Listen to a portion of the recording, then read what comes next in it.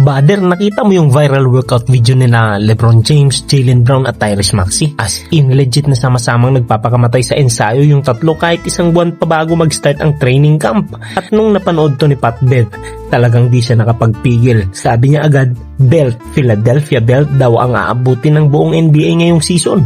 Kasi naman, isipin mo, Joel Embiid, LeBron James, Jaylen Brown, tsaka si Tyrese Maxey sa iisang lineup. Nung nabuo tong super team ng Sixers, aminin natin na talagang nabigla ang lahat. 4 na all-stars sa iisang roster. Kaya nung nakita ni Pat Bev na panalo pa rin ang conditioning ni Bron at tumataginting pa rin ang mga dunks niya, nagbigay na agad siya ng babala. Para sa kanya, kung ganitong bersyon ng Philly ang harap sa liga, yari na talaga ang kalaban. Pero ito ang matindi, sa kabila ng sobrang hype at star power, bakit 4th favorite lang ang Sixers sa betting odds para manalo ng kampyonato? Bakit hindi sila ang absolute top choice? Kasi simple lang ang alanganin ng karamihan, chemistry at bola. Mismo si Dennis Schroeder na naging kakampi na rin ni LeBron sa Lakers, nag-drop ng napakalaking katotohanan.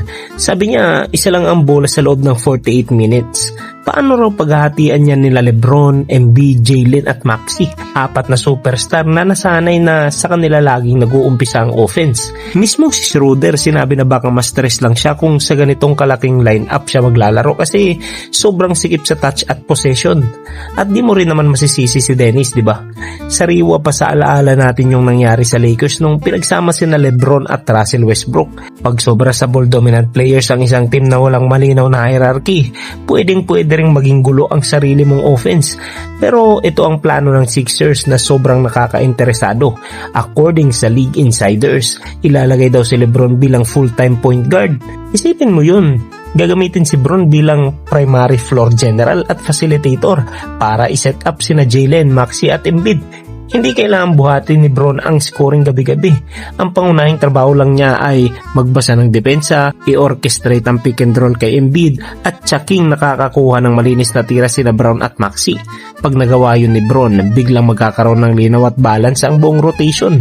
Kaya kung titingnan mo yung viral workout video nila ngayon, mas malalim pa pala roon ang ibig sabihin. Maaga silang nagpapatulo ng pawis kasi alam nilang 4 na ego at sakripisyo ang nakataya rito. Marami na tayong nakitang super team na maganda lang sa papel pero bumagsak sa totoong laban.